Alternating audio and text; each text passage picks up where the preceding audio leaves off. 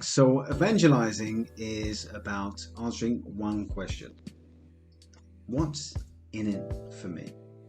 And if you can answer this question for all the people in your business, you will put your best foot forward and will be more than likely able to accelerate your automation program faster than if you didn't have that buying in the first place.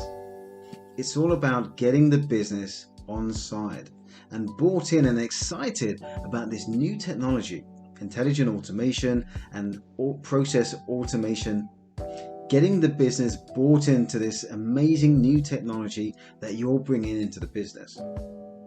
There may be a lot of fear mongering online, a lot of myths circulating, but you want to get ahead of this. You want to control the narrative in your business so that you can have a team that are tech savvy, they understand the benefits, they understand how to use it, and they're willing to go the distance with you and your team to co-create automation solutions. So evangelizing is taking the business along this digital transformation journey with you. Many businesses are out there delivering automation, plotting their plans in the dark corners of their business, and it doesn't really have that good feeling of being a together business. It's not really team spirit, and all that's going to happen is that teams are going to have their own interpretations of what's going on and what this technology is all about, and inevitably you're going to receive massive staff resistance to any changes that you want to implement.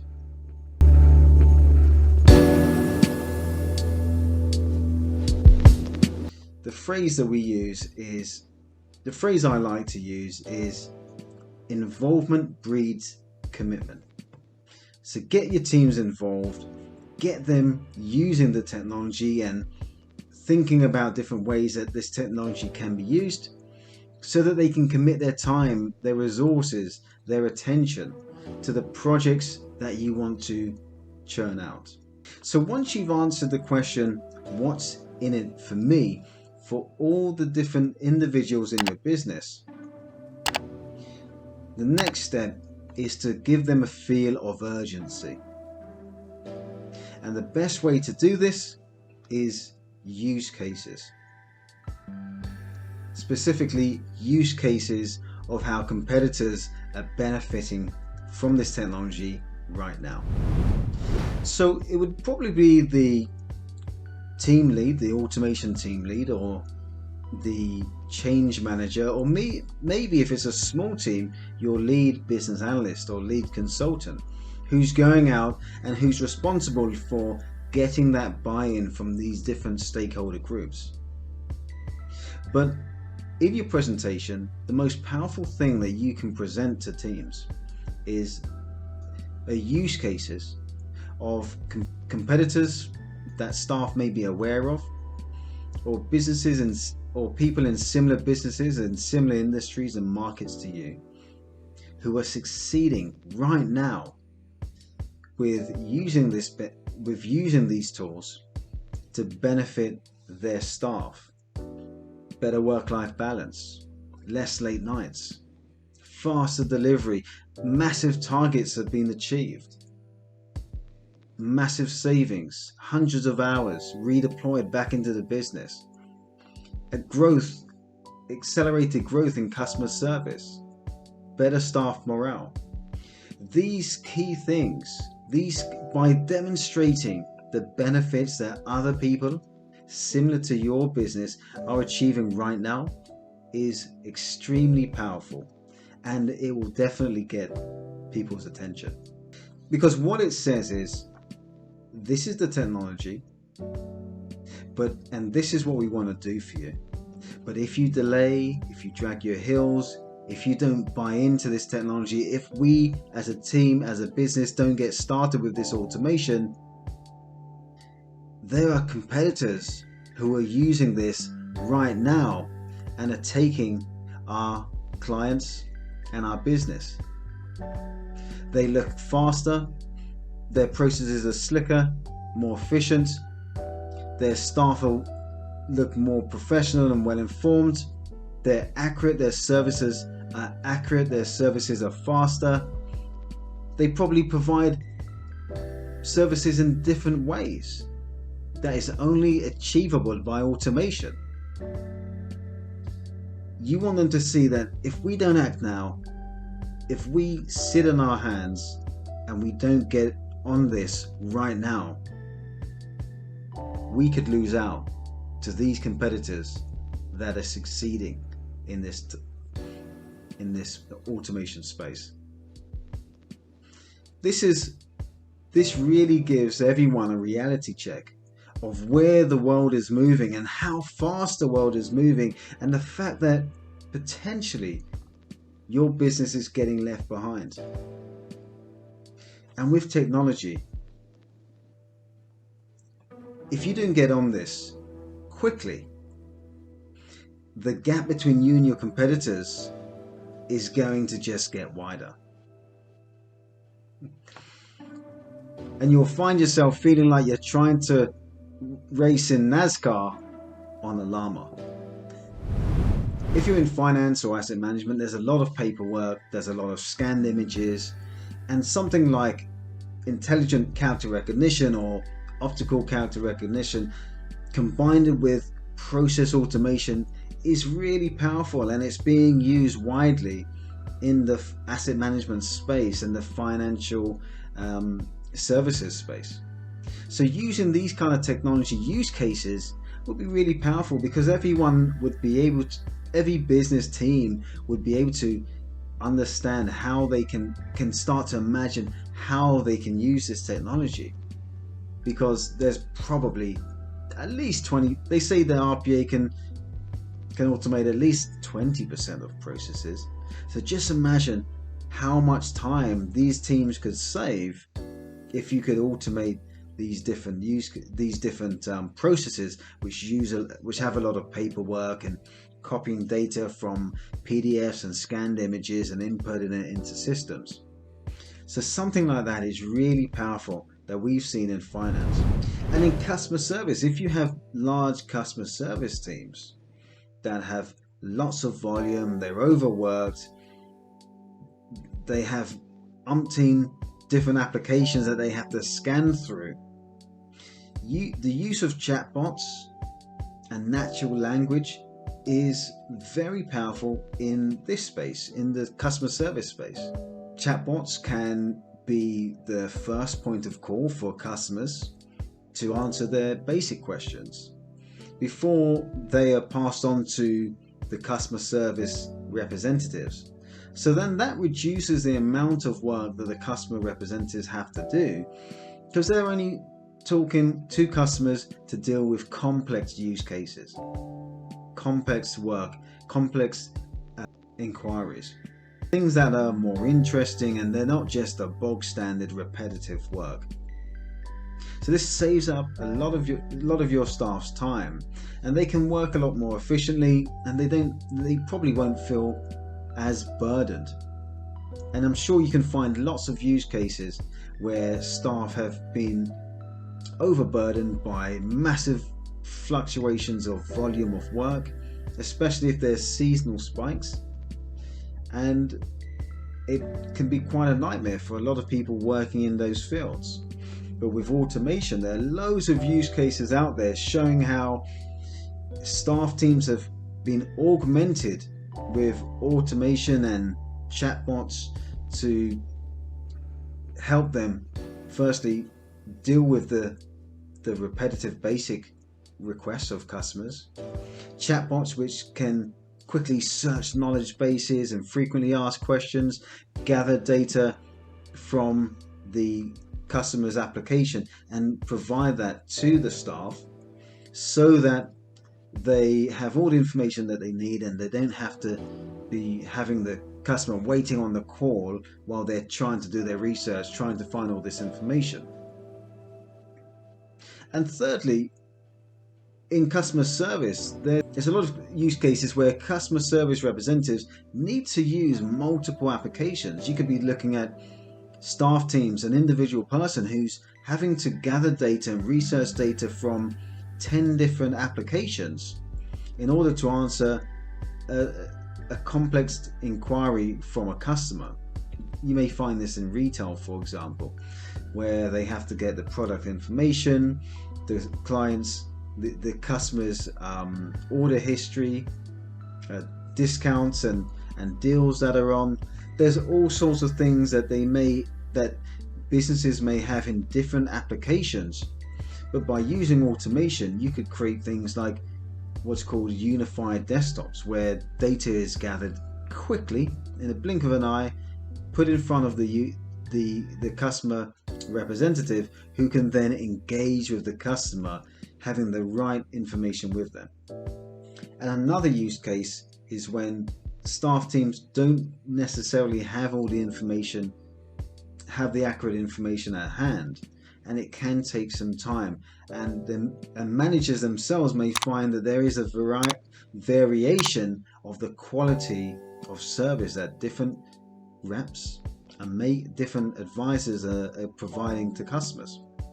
So with a chatbot that assists the staff, an in-house chatbot that assists staff can, even new staff can immediately become experts by having a chatbot that provides them with data that's sitting inside a knowledge base, so that they're right first time with the information that they give them, and customers don't have to call back because they didn't feel confident or they didn't feel that the staff gave them the right answer. I do that myself, and I must admit, if I call someone and I don't feel too confident, I don't feel that that person really knew what they're talking about, I would do what's called answer shopping, where I would call back once or sometimes even 3 times, and you get 3 different answers. But then you call back when you don't feel that person was confident about the answer that they gave you. But with an internal chatbot, which is linked to a massive knowledge base of the correct answers, which you could probably build with your experts, with your expert staff, every individual in your team, every individual advisor, even the new advisors, would be able to provide clients with accurate information. So these are different use cases that you can use depending on the information that you have, depending on the industry that you're in, which you can show real use cases with real numbers, real figures, real benefits that you can present back to your business on how these technologies, intelligent automation technologies, are benefiting similar businesses. And I'll leave a link below with all different use cases. I'll add some different use cases that you can take a look at, and maybe you can use those use cases yourself. So, like I said, use cases are powerful, but who you approach first is key. And you don't want to just start talking to the individual teams and then working your way up to directors. This is called the bottom-up approach. It may be easy to start off because you have relationships with people in different teams, but the top-down approach is by far the best approach, because if you can get the senior leadership teams bought in, they will help open doors and unblock issues that you may get when you're trying to engage with people within the different teams. So start as a bottom-up, a top-down approach.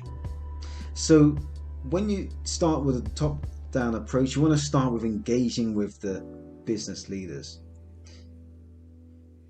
And so when you're presenting and you've presented your use case, this is a great start to show them what's happening outside of the business in the automation space. But bringing it in-house now, bringing it inside the business now, you want to show the business leadership teams the power of automation on the systems that they use right now and in their work life, and how it can benefit their work life, which is a lot closer to home. And a workshop that I really love to use is what's called build a bot sessions. And literally, you're getting senior stakeholders in a room, in a workshop, and you're working with them to show them how to build an automated robot. And you want it to be simple, pretty straightforward. Anyone could build it within a half hour.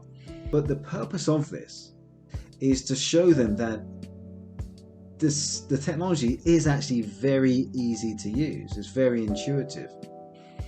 It's also easy to implement. It's quick to implement because they could do it they could build something useful in half an hour. And you want them to pick a process to automate that they're using in their work life right now. Maybe it's to categorize their emails or fill in their expense forms every month. And then this will show them that not only is it easy to use, easy to build, fast to implement, they can really feel the value that this technology can make right now. Because even if they walk away and they've built an email categorization automated bot, they literally press a button and it categorizes their emails based on the type of email it is. This will save them a lot of time, or if they have to just press a button and it automatically grabs the data from their receipts and populates their expenses every month. These are processes that a lot of these business leaders have to do, but they hate to do. And this is really gonna hit home to show them the real benefit, tangible benefit that they can feel right every day from a bot that took half an hour in a very interactive session to build. It shows them the power of intelligent automation. So there are key stakeholder groups that you want to involve, and you want to involve them and to engage with them early. The IT team, this is very important because automation and IT teams are going to have to form a partnership. If this is to be rolled out enterprise-wide, they're going to help you with servers, security, and other infrastructure. And you're going to have to explain them how this automation differs from software development technology and how it could benefit them in their roles, as well as how it benefits the business as a whole. Then you've got HR, because inevitably this technology is going to change jobs. It's going to improve jobs. It's going to make jobs a lot more efficient, and it may in the future require different skill sets when hiring new people into the business to see, do people have experience engaging and interacting with automated processes. But also it may impact career paths in the future. And like any new technology, it's going to provide new opportunities within the business. And it is really important, it's really key to be able to grow your automation team from internal staff. So this is why you should involve HR so they understand the impacts, how this is going to impact the business and impact staff and impact jobs and job descriptions, as job descriptions will start to change as parts of roles become automated. So they're a crucial stakeholder group as well. And of course, the different business teams. So getting different directors or department directors involved early so that they can start to see what opportunities exist in their business and how your technology can help them achieve their objectives and overcome any challenges or issues that their team, their department may be going through, and also how this technology can help them achieve their objectives and their goals. The other good thing about a build a bot session, even though it's a really simplified way of how an automation is implemented, it helps them to see what actually goes into building a bot and then rolling out a bot and then maintaining a bot in the future once it's been launched. And so this helps you to set the expectations for these different business groups on the time, especially the business directors and the business teams, the time and commitment that's needed by their staff on the projects, the workshops, designing the solution and testing and launching these automated processes. So when you can set these expectations early on, these stakeholders can start to work out how they're going to make time for their teams to work with your team and dedicate resource to get this automation rolled out. Stakeholder buy-in is the number one failure of most automation teams, and the second failure is not having the necessary time commitments from process owners. So this is a great opportunity to get that taken care of.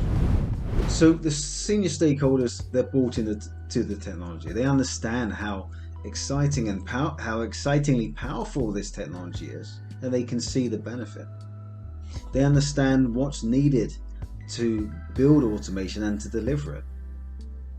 So the third thing to make senior leadership teams aware of is the discovery phase. How much time and commitment do we need to put in to find the right opportunities?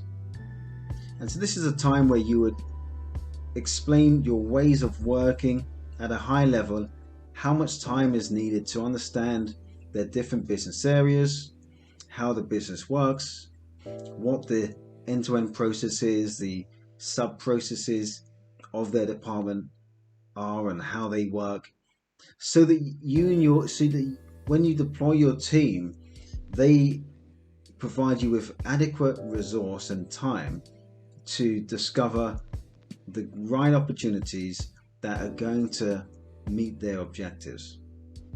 Because it's so important to do that upfront work before you get into the projects.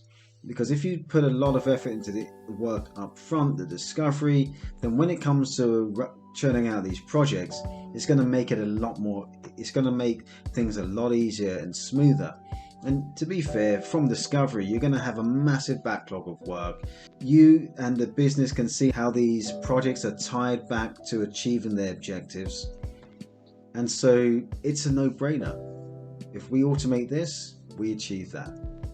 And so you can get that buy-in, and you can get seniors to further back you in progressing your program forward.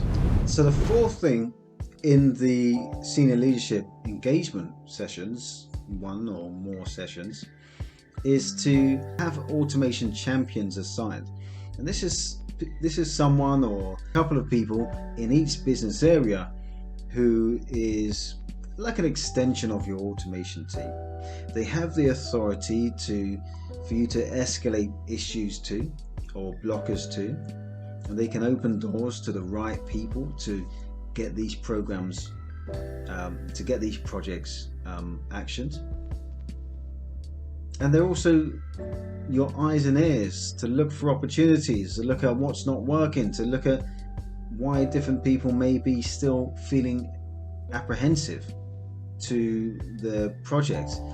They're your advocates in every corner of the business to make sure that the momentum that you've built up front with these evangelizing sessions is maintained and touches everyone throughout the whole business. Real quick, if you're getting value from this video, make sure you hit that subscribe button. That's really going to be helpful. And as you go through this video, please write your comments on anything that I've said that resonated with you. Maybe there's things that you don't agree with. I'd really like to hear from you, as I'm sure other watchers would like to hear your experiences as well. The final thing with evangelizing would be roadshows.